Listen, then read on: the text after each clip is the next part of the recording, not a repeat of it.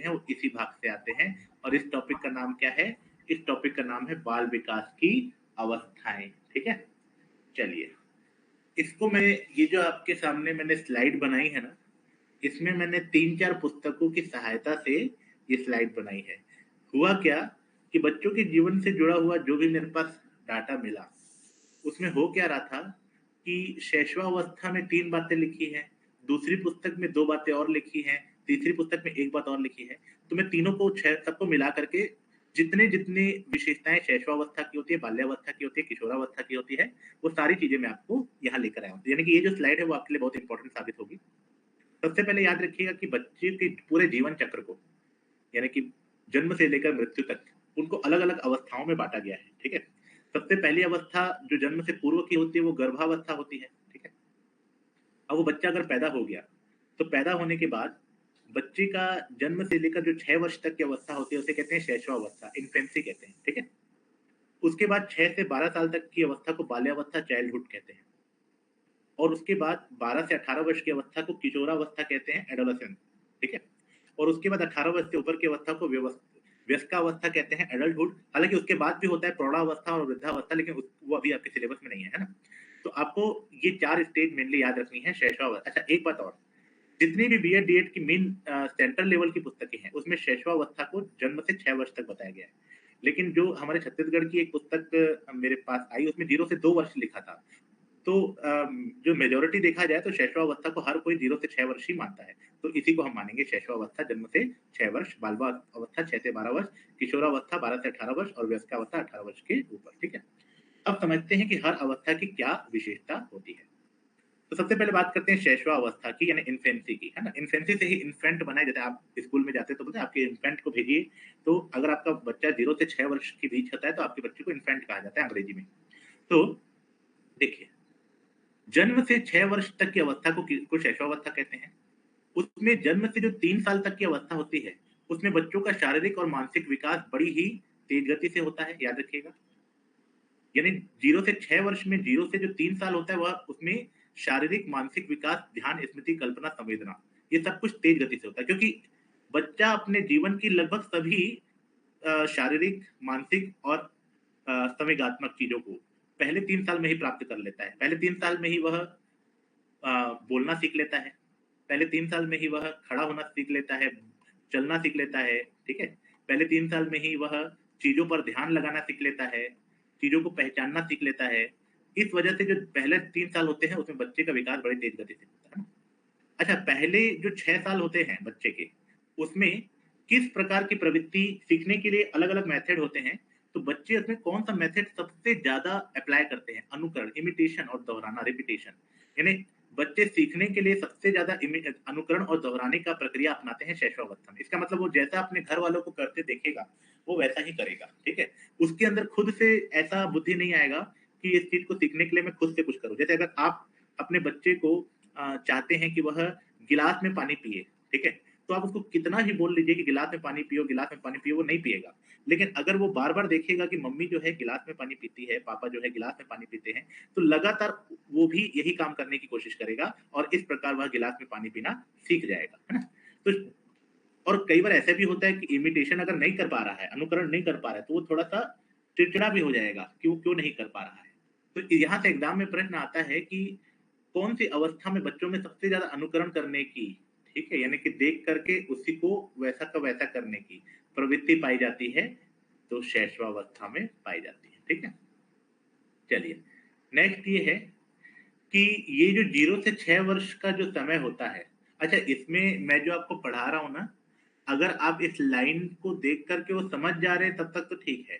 लेकिन अगर आपको लग रहा है कि आप कुछ चीज़ भूल जाएँगे तो लिख लीजिए, क्योंकि ये जो स्लाइड है इसमें आगे लिखा हुआ आपको कुछ नहीं मिलेगा। जो स्लाइड है एज़ इट इज़ है। जो नोट्स है उसमें आपको मिल सकता है, लेकिन वो नोट्स में ये सब चीज़ों को जाके ढूँढना पड़ेगा। तो इसलिए ध्यान रखिएगा इस चीज़ का। आगे बढ़ते हैं, सामाजिकरण अंतिम समय में। यानी कि 0 से 6 वर्ष तक में शुरुआत में तो बच्चे को किसी दोस्त की ज़रूरत नहीं होती है, ठीक है? वो अपने में खुश रहता है, अपने मम्मी के साथ खुश है, अपने पापा के साथ खुश है। लेकिन जो लास्ट में पहुँचता है 5 से 6 साल अंतिम समय में, तब वह समाजीकरण की दिशा में आगे बढ़ जाता है। इसका मतलब अब वो दल में रहना चाहता है या अपने मित्र के साथ रहना चाहता है। तो मित्र के साथ रहना, अपने मम्मी पापा को छोड़ के दूसरे बच्चों के साथ घूमना फिरना, ये सब इस अवस्था के अंतिम समय में देखा जाता है, शैशव अवस्था के अंतिम में, शुरुआत में नहीं देखने को नहीं मिलता। इसीलिए ना अगर बच्चा 2-3 साल का होता है या 3 से 4 साल का होता है, तो हम ये देखते हैं कि वो दूसरे बच्चे अगर कोई आता है तो उससे लड़ता झगड़ता है, क्योंकि उसको लगता है कि ये मेरा खिलौना ले लिया। ये वो शेयर करने का जो भाव होता है वो 3 से 4 साल में नहीं आ पाता है। उस समय उसका हमेशा लगता है कि वो दूसरा बच्चा उसका खिलौना ले लिया, उसको ज्यादा प्यार किया जा रहा है, यही सब चीजें सोचेगा। लेकिन वो जब लास्ट अवस्था में पहुंचेगा 5 से 6 साल की उम्र में, तब जाकर के वो शेयर करना सीखेगा, वो दूसरे बच्चों के साथ खेलने की कोशिश करेगा वगैरह। ठीक है। जिज्ञासा की तीव्र प्रवृत्ति होती है, याद रखिएगा, किस एज में जिज्ञासा की तीव्र प्रवृत्ति होती है? शैशवावस्था में। अच्छा, जिज्ञासा भी अब 2 प्रकार की हुई।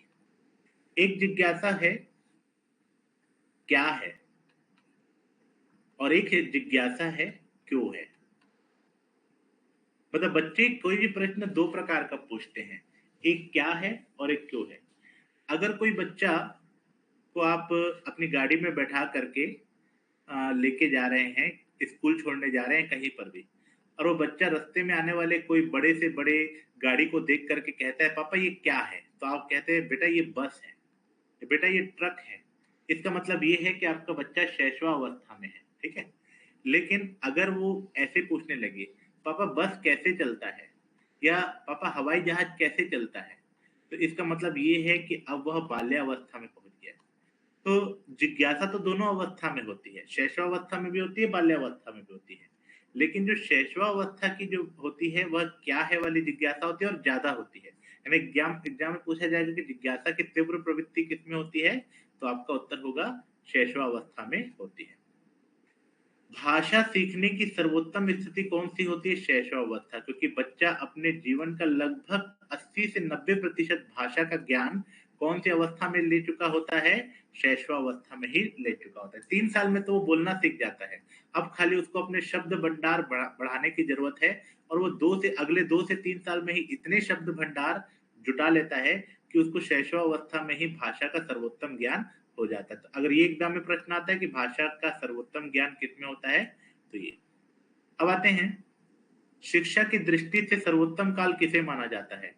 तो शिक्षा की दृष्टि से सर्वोत्तम काल शैशवावस्था को। इसका मतलब ये है कि अगर आप किसी बच्चे को शिक्षारंभ यानी विद्यारंभ करना चाहते हो, विद्यालय में उसको भेजना चाहते हो, तो सब आप कौन से काल को चुनिए? उसके शैशवावस्था काल को ही चुन लीजिए, क्योंकि बाल्यावस्था तक बहुत देर हो जाएगी। क्योंकि शिक्षा क्योंकि क्योंकि सबसे ज्यादा जिज्ञासा भी इसी समय है, सबसे ज्यादा भाषा का ज्ञान सीखने का समय भी यही है, तो शिक्षा का समय भी यही है। यही कारण है कि जब बच्चे स्कूल जाते हैं तो नए नए शब्द सीख करके आते हैं, और अलग अलग प्रकार की जिज्ञासाएं लेके आते हैं। ठीक है। इस समय में बच्चे वही कार्य करते हैं जिसमें उनको आनंद मिलता है। यानी शैशवावस्था में ऐसा समय हो जाता है जिसमें बच्चा डिसिप्लिन नहीं हुआ रहता है। यानी इस काल में अगर आप बच्चे से डिसिप्लिन की एक्सपेक्टेशन करोगे तो व्यर्थ है। वह बच्चा वही काम करेगा जिसको उसमें आनंद मिलेगा। यानी इस काल में आप ये नहीं सोच सकते कि बच्चे को आप कहेंगे कि आप पुस्तक पढ़िए, वो पुस्तक नहीं पढ़ेगा। पुस्तक भी वो तभी पढ़ेगा जब तक उसको उसमें आनंद ना आए। बाल्यावस्था में उसको पुस्तक पढ़ने में आनंद आएगा, लेकिन अभी नहीं। तो अभी वो वही काम करेगा जिसमें उसको आनंद मिलेगा, है ना? तो इस वजह से जब बीएड के कोर्स में इसके आगे भी ये भी पढ़ाया, जैसे मैं तो अभी आपको खाली हर प्रकार की अवस्था में क्या क्या होता है ये बताऊंगा, क्योंकि ये आपके एग्जाम का रिक्वायरमेंट है। बट बीएड कोर्स में जो होते हैं उन लोगों को टीचर ये भी बताते हैं कि हर प्रकार के एज के बच्चों को कैसे टैकल करना चाहिए। तो टैकल करने के पॉइंट ऑफ से उनको ये बताते हैं कि जैसे अगर इस काल में ये विशेषता है, शैशवावस्था में अगर ये विशेषता है कि बच्चे वही काम करते हैं जिसमें उनको आनंद मिलता है, तो बच्चों के लिए ऐसा शिक्षा मॉड्यूल तैयार किया जाए जिसमें ऐसे इक्विपमेंट हो जिसमें उन बच्चों को आनंद मिले। इसलिए उनके स्कूलों में ऐसी चीजें रखी जाती हैं जिसमें वो खेले कूदे और आनंद से पढ़ाई करे, है ना? चलिए, तो ये पहला काल खत्म हुआ जिसको क्या कहा गया? शैशवावस्था। तो शैशवावस्था में प्रश्न में जब कल के प्रश्न की शीट लेकर आऊंगा तब यहाँ से 3-4 प्रश्न होंगे। भाषा सीखने का सर्वोत्तम काल कौन सा होता है? शैशवावस्था। जिज्ञासा का। ठीक है। अब आते हैं बाल्यावस्था। तो अगले 6 वर्ष से 12 वर्ष तक का जो काल होता है उसे क्या कहते हैं? बाल्यावस्था कहते हैं। बाल्यावस्था में एक बात आप समझ लीजिए कि जितना वो शैशवावस्था में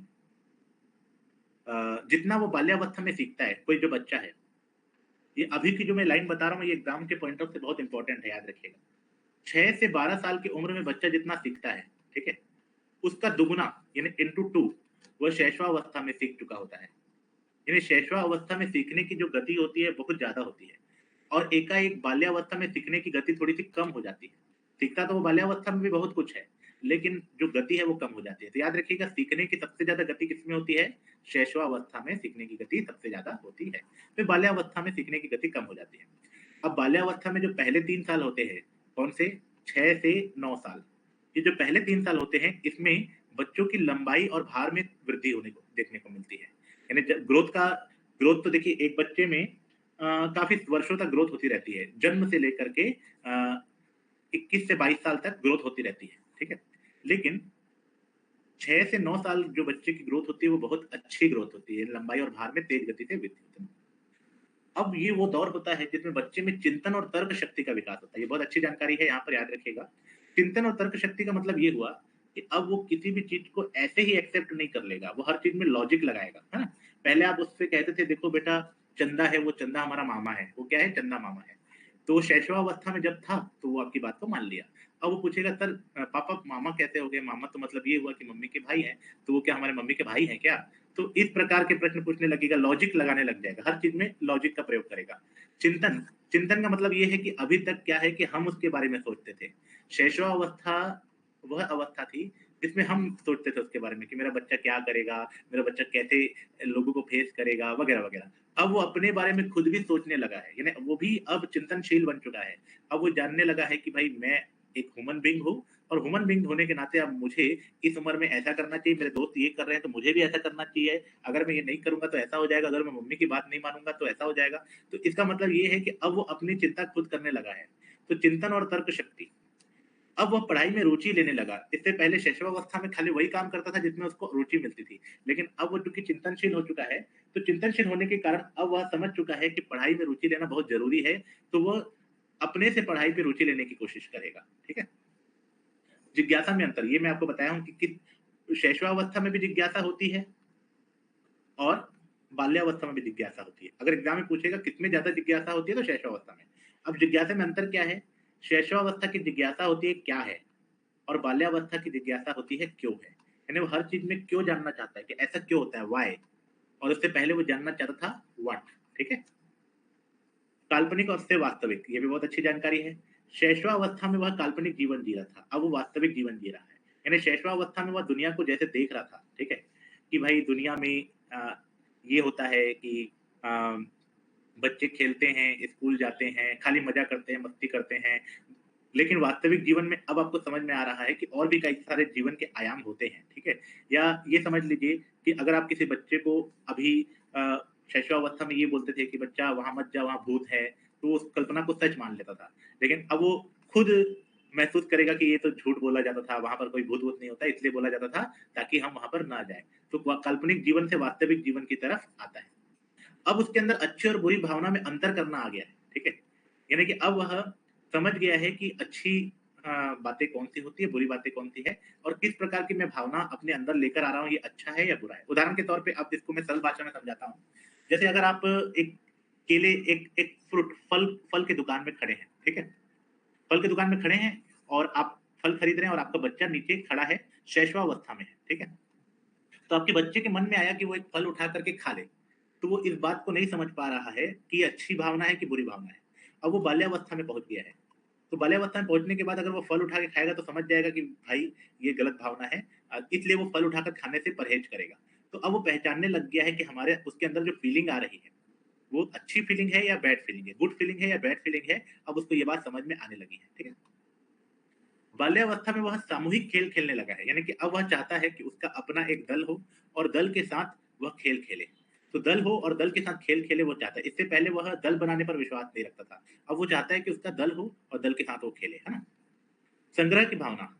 इस उम्र में बच्चों में संग्रह की भावना होती है। मतलब वो चीज़ों को कलेक्ट करते हैं। जैसे कि काँच की गु काँच के कंचे कलेक्ट करेगा, कलेक्ट करेगा।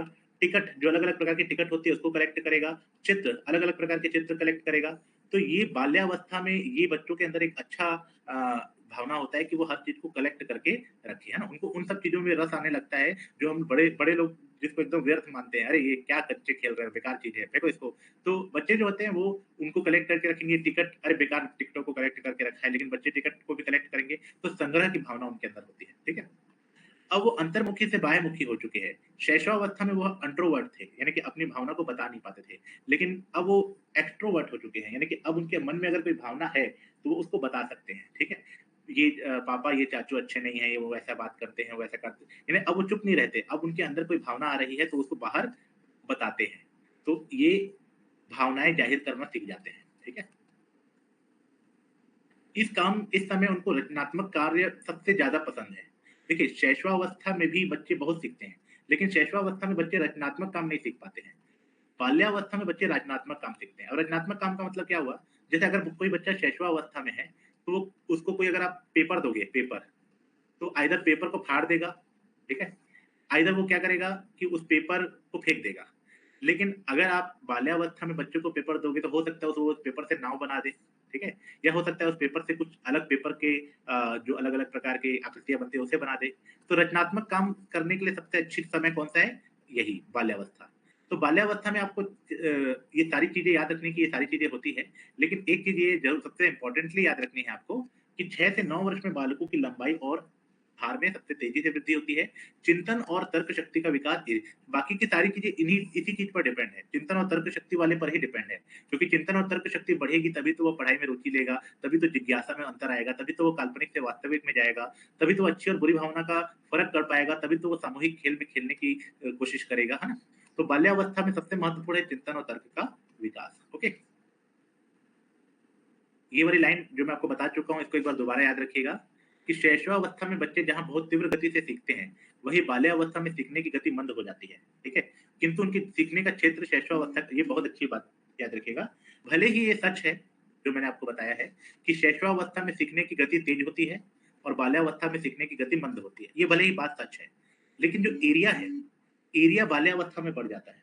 इसका मतलब ये है कि जहाँ शैशवावस्था में बच्चे केवल अपने खिलौने, अपने आस-पास के वातावरण, अपने माता, अपने पिता, केवल इन्हीं से ही सीखते थे और इन्हीं के सीखने पर ही डिपेंड करते थे।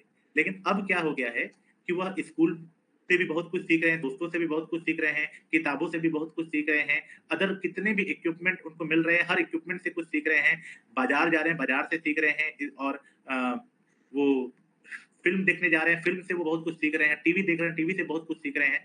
यानी सीखने का क्षेत्र विस्तृत हो गया है कौन से काल में? बाल्यावस्था में हो गया है। ठीक है?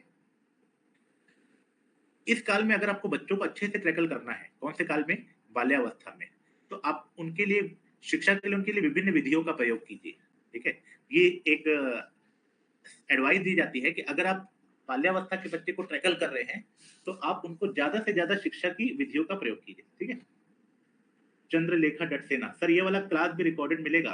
हालाँकि रिकॉर्डेड तो मिल जाएगा, लेकिन आप लोगों को लाइव क्लास ही करना होगा, क्योंकि लाइव क्लास से ही आप एक प्रकार का वो फ़ोकस कर सकते हैं ना? तो हालाँकि आपका क्लास रिकॉर्डेड मिल जाएगा, बट मेरा आप लोगों सभी से अनुरोध होगा कि इस क्लास को हमेशा लाइव क्लास ही कीजिए। और आज की क्लास में तो क्वेश्चन मैं लेके नहीं आया हूँ, कल की क्लास में जो क्वेश्चन है उनको सॉल्व करवाने के लिए मैं स्टूडेंट को भी पार्टिसिपेट करवाता हूँ। तो कल की क्लास में आपको पार्टिसिपेट करना होगा हर क्वेश्चन के आंसर के लिए, ठीक है? चलिए अब आते हैं किशोरावस्था, एडोलेसेंस। किशोरावस्था, इसी अवस्था को क्या कहते हैं?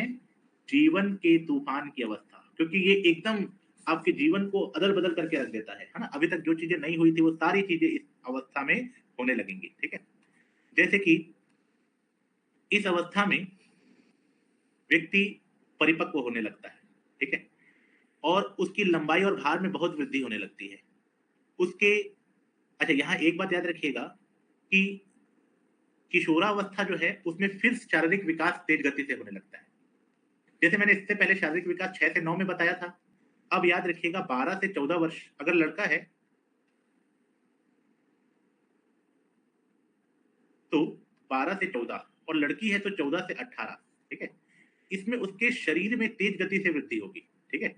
तेज गति से वृद्धि कहने का मतलब ये है कि सबसे ज़्यादा शारीरिक जो बदलाव आते हैं, अब बदलाव में लंबाई और भार का बदलाव तो है ही, लेकिन अभी जो किशोरावस्था में सबसे बड़ा बदलाव देखने के लिए मिलेगा, सबसे बड़ा बदलाव, वो कौन सा बदलाव होगा? यौन अंग।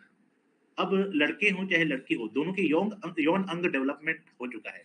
क्योंकि अब दोनों में यौन अंग डेवलप हो चुका है, तो अब उनकी यौन जो है वह समस्या भी शुरू हो गई है। इस उम्र की सबसे बड़ी समस्या होती है यौन समस्या। क्यों? क्योंकि अगर यौन अंग है, तो यौन उत्तेजनाएँ भी होती हैं और यौन उत्तेजनाएँ होती है, लेकिन अभी तो आपका विवाह हुआ नहीं है। तो इस वजह से बच्चा कई बुरी चीज़ों का शिकार हो जाता है, चाहे लड़का हो चाहे लड़की हो, कई बुरी आदतों का शिकार हो जाते हैं। तो बुरी आदतों का शिकार होने का जो सबसे ज़्यादा चांसेस होता है, वो कौन-सी अवस्था में होता है? किशोरावस्था में सबसे ज़्यादा चांसेस होता है कि आप बुरी लतों के आदि बन गए हो, ठीक है? नशे नशे का आदी होने की संभावना सबसे ज़्यादा किसमें होती है? इसी में होती है, ठीक है? तो याद रखिएगा कि इसमें किशोरों की लंबाई और भार में भी वृद्धि देखने के लिए मिलती है और प्रजनन अंग, काम की मूल प्रवृत्ति भी जागृत होती है इसी काल में, है ना? इस काल में बुद्धि का सबसे ज़्यादा विकास होता है। आपकी जो सबसे ज़्यादा जो माइंड ग्रोथ होता है इसी समय होता है। ध्यान केंद्रित करने की क्षमता सबसे ज़्यादा इसी में होती है। स्मरण शक्ति इसी में होती है और उनमें स्थायित्व आने लगता है। इसका मतलब ये हुआ कि देखिए, वैसे तो शैशवा अवस्था से ही ये सारी चीज़ें शुरू हो गई थी। लेकिन जो मेंटल सबसे ज़्यादा ग्रोथ हमको देखने के लिए मिलता है, यानी बुद्धि का पूर्ण विकास देखने के लिए मिलता है, ध्यान केंद्रित करने की क्षमता देखने के लिए मिलती है, स्मरण शक्ति बढ़ने की, ये सबसे ज़्यादा हमें किसमें देखने के लिए मिलता है? इसी काल में देखने को मिलता है। ठीक है? मित्र बनाने की तीव्र प्रवृत्ति किसमें होती है? किशोरावस्था में मित्र। अच्छा, मित्र तो बाल्यावस्था से लोग बनाना शुरू कर देते हैं। मैंने आपको बाल्यावस्था में पढ़ाया भी है कि दल बनाने वाला बताया है, तो दल तो तभी बनेगा जब मित्र बनाने का। क्षमा सिंह कह रही हैं कि सर किशोरावस्था पढ़ रहे हैं कि अधिगम पढ़ रहे हैं? अच्छा, देखिए अधिगम क्या है वो मैं आपको बता देता हूँ। अधिगम का मतलब होता है लर्निंग। क्या? लर्निंग। तो अभी मैं जैसे आपको किशोरा अवस्था में जो लर्निंग होता है किशोरावस्था में, जो लर्निंग हो रहा है वो पढ़ा रहा हूँ। इसका मतलब ये हुआ कि मैं आपको पढ़ा रहा हूँ कि किशोरा अवस्था का अधिगम से क्या संबंध है। किशोरावस्था का अधिगम से क्या संबंध है। हर अवस्था का, बाल्यावस्था का लर्निंग क्या है, किशोरावस्था का लर्निंग क्या है, शैशवावस्था का लर्निंग क्या है। इसको अगर प्योर हिंदी में बोलेंगे तो ऐसे बोल सकते हैं कि किशोरावस्था का अधिगम से क्या संबंध है, बाल्यावस्था का अधिगम से क्या संबंध है, तो इन सब का लर्निंग क्या क्या है। ओके, चलिए, तो हम किशोरावस्था का अधिगम से संबंध पढ़ रहे हैं। देखिए, मित्र बनाने की जो व्यवस्था थी वो तो बाल्यावस्था से शुरू हो गई थी। बाल्यावस्था में ही बच्चा दल बना करके रहना चाहता है, लेकिन मित्र बनाने की तीव्र प्रवृत्ति और मित्रता में प्रगाढ़ता, यानी ये मेरा सच्चा दोस्त है, इस प्रकार की जो भावना होती है वो किसमें आती है? किशोरावस्था में।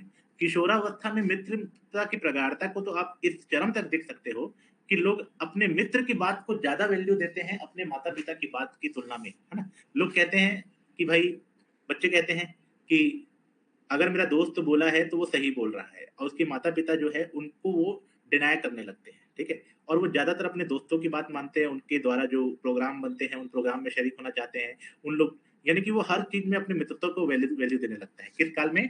किशोरावस्था काल में, ठीक है? ये मैं बता चुका हूँ कि इस काल की सबसे बड़ी, ये भी एग्ज़ाम में प्रश्न आता है कि किस अवस्था में यौन समस्या सबसे बड़ी समस्या होती है? किशोरावस्था में यौन समस्या सबसे बड़ी समस्या होती है ना? अच्छा, ये भी बड़ा इंटरेस्टिंग चीज़ है, बड़ों के समान बनने की प्रवृत्ति। ये तो आप महसूस भी किए होंगे अगर आप किसी किशोरावस्था बच्चे से तालमेल करते हैं। तो ये है कि किशोरावस्था में हम ये देखते हैं कि बच्चे जो हैं हमेशा कोशिश करते हैं ये दिखाने की कि वो बड़ों के समान हैं। वो जो उनसे छोटे बच्चे होते हैं वो उनके ऊपर ऐसे बातें करते हैं कि भाई अब वो बड़े हो चुके हैं। जैसे वो अपने से छोटे सॉरी, अपने से छोटे बच्चों से ऐसे बात करते हैं, देखो यार, तुमको ऐसा करना चाहिए, तुमको वैसा करना चाहिए, तुमको अच्छे कपड़े पहन के जाना चाहिए, तुमको उनसे अच्छे से बात करना चाहिए, तुमको नमस्ते करना चाहिए। इस प्रकार की बातें बोलने लगते हैं, जो जनरली बड़े लोग बोलते हैं। तो बच्चों में बड़े के समान बनने की प्रवृत्ति उनको देखकर बड़ी खुशी होती है। नहीं, उन लोगों को, जो किशोरावस्था के बच्चे होते हैं, वो हमेशा बड़े लोगों को देखकर बड़ा खुश होते हैं कि मुझे भी उनके समान बनना है। किशोरा अवस्था में ही बच्चे के जीवन दर्शन का निर्माण होता है। जीवन दर्शन का मतलब ये हुआ कि किशोरावस्था में चूँकि अब उसका बुद्धि का विकास हो चुका है। बुद्धि का विकास होने से वह अच्छा और बुरा पहचान चुका है। क्योंकि वह अच्छा और बुरा पहचान चुका है, तो अब उसके जीवन दर्शन का निर्माण होगा। यानी कि अब क्या होगा कि अब जो बच्चा है वह अपना एक सोच बनाएगा। जैसे हर एक बच्चे की अपनी सोच होती है। ठीक है? हर एक बच्चा अपना सोच, जैसे आप लोग देखे होंगे, आप स्कूल टाइम में आपके दोस्त वगैरह, तो कोई दोस्त आपने ऐसा देखा होगा जो हमेशा ज़्यादा पूजा-पाठ करता होगा और भगवान को बहुत मानता होगा। कोई दोस्त आपने देखा होगा ऐसा जो बहुत डरता है अपने मम्मी-पापा से और बोलता है मुझे घर जाना है, मुझे घर जाना है। कोई दोस्त ऐसा होगा जो अ, खेलने कूदने पर ही ज्यादा वैल्यू देता होगा, बोलता है जीवन में रखा क्या है, चलो खेलोगे कूदो। तो ये जो दर्शन, ये जो सोच है, ये उनकी बुद्धि के डेवलप होने की वजह से बना है। यानी खुद की सोच बनाना, यानी जीवन दर्शन का निर्माण करना। ठीक है। इस अवस्था में नशा अपराध का बहुत संभावना होता है, इसीलिए इसे क्या कहते हैं, जीवन के तूफान का काल कहा जाता है। ठीक है। किशोरावस्था में शारीरिक बदलावों का प्रभाव किशोर के जीवन के सामाजिक और मनोवैज्ञानिक पहलुओं पर पड़ता है। अधिकतर किशोर इन परिवर्तनों का सामना बिना पूर्ण ज्ञान एवं समझ के करते हैं, जो उन्हें खतरनाक स्थितियों जैसे यौन रोग, यौन दुर्व्यवहार, एचआईवी संक्रमण, नशीली दवाओं के सेवन, शिकार, इन सब का शिकार बना देता है। अतः इस अवस्था में उन्हें शिक्षकों, मित्रों और अभिभावकों के सही मार्गदर्शन और सलाह की आवश्यकता होती है। देखिए, कहा जाता है कि जब बच्चा ना किशोरावस्था में पहुंच जाए ना, तो आपको ना उस समय ना बच्चे को क्या मित्र बन जाना चाहिए। क्योंकि बाल्य अगर आपको बच्चे को जितना डाँटना है, फटकारना है, वो आप उसको उसके बाल्यावस्था में फटकारिए, थोड़ा स्ट्रिक्ट हो जाइए। लेकिन अगर वो किशोरावस्था प्राप्त कर लिया है ना, तो आप उसके मित्र बन जाइए। क्यों मित्र बन जाइए? क्योंकि उस समय ना वो बच्चे को बहुत ही ज़्यादा ऐसे लोगों की ज़रूरत पड़ती है, जो उसे सही और गलत का ज्ञान करवाएँ। वो उसके शरीर उससे कहता है कि उस नशा करे, उसका शरीर उससे कहता है कि वो ऐसा काम करे, वैसा काम करे। लेकिन वो सही है या गलत, ये बताना आपका काम है। तो इस समय किशोरावस्था एकदम बहुत नाजुक अवस्था होती है, और बच्चे का जो दिमाग होता है, वो उसमें बहुत उथल-पुथल होने लगती है। क्योंकि देखिए, बोलते हैं ना, अगर आपके पास ज्ञान नहीं है, वो भी अच्छी कंडीशन है, और आपके पास बहुत ज्ञान है, वो भी अच्छी कंडीशन होती है। लेकिन दोनों के बीच की जब स्थिति हो जाती है ना, कि आपके पास ज्ञान आना शुरू हो गया है, लेकिन वो पूर्ण ज्ञान नहीं है, ये सबसे खतरनाक स्थिति होती है। तो किशोरावस्था में दिमाग में बहुत उथल-पुथल होती है, और यही उथल-पुथल जो होती है, वह बच्चे को गलत डायरेक्शन की तरफ लेके जाती है। इसी कारण कहा जाता है कि किशोरावस्था में हमें बच्चे का मित्र बन जाना चाहिए। शिक्षक हो, चाहे पिता हो, सबको बच्चे से मित्रता कर लेनी चाहिए, है ना? विकास को प्रभावित करने वाले कारक।